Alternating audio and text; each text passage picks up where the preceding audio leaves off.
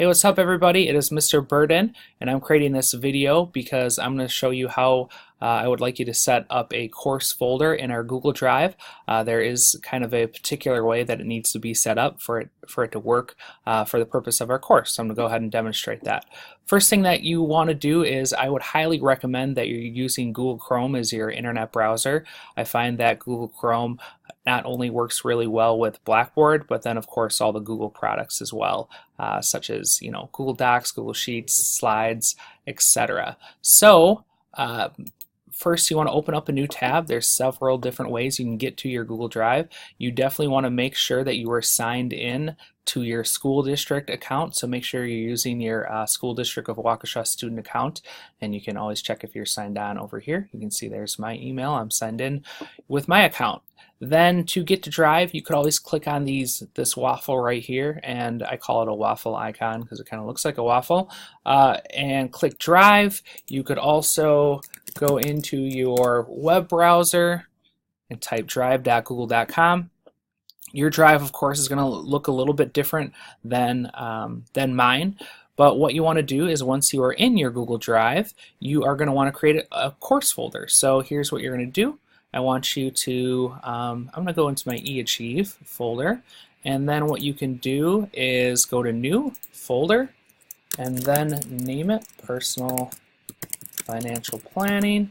Okay, I'm going to add Demonstration just as a reminder to me that this is my demo and not the one that I'm going to end up keeping, and I'm just creating it for the purpose, but you don't need to go ahead and add the demo. So Personal Financial Planning, I think that makes sense. Then go to hit Create. And if we scroll down here, there it is. There's our folder.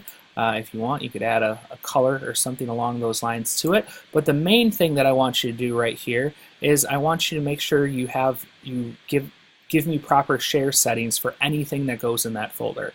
So what that means is if you right-click right here and then go to Share, what I want you to do is I want you to type in my email address.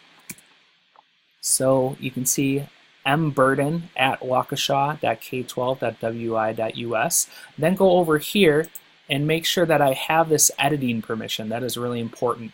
I don't want just the viewing, I want the editing. That just helps me assess you better and see the things that I need to see. So go ahead and go to Organize, Add, and Edit. Go right there. And then what I want you to do is I want you to go ahead and click Send. And then what that'll do is it'll share that course folder with me. So I'm not going to click Send because it would just share it with myself, and I don't need to do that, but you should click Send.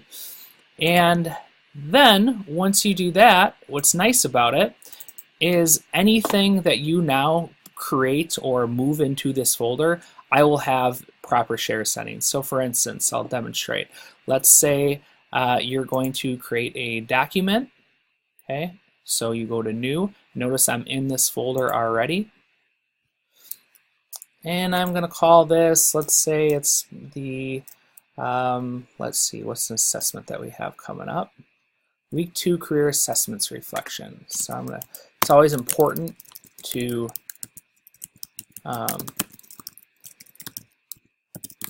give yourself a good file name right off the bat. I think sometimes this is how, not just students but adults get disorganized, is they don't give it a good file name. You want to give it a good file name where you're going to know exactly what's in it before you even open it up. And if you have a good file name like this is the same as the assessment name, it's really easy to figure that stuff out.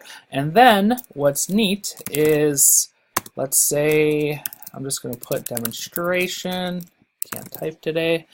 And then what you can do is, because it's in this folder and you shared that folder and gave me the proper permissions, now what happens is anything in that folder I'm going to be able to see.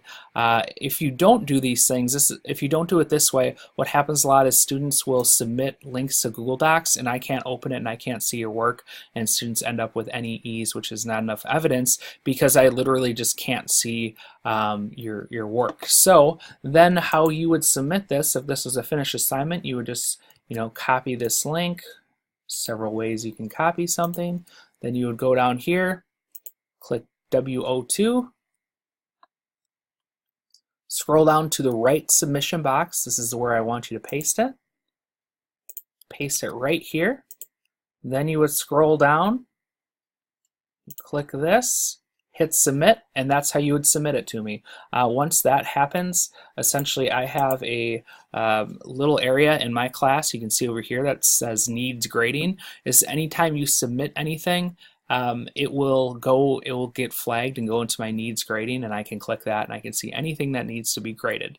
So please make sure to go ahead and set up this course folder right off the bat, and then just remember anytime you create a new Google Doc, just go into your Drive, go into this folder and create your your Google Doc or sheet or slide, depending on what the assignment is, right in this folder. I hope this was helpful. Thanks. Bye.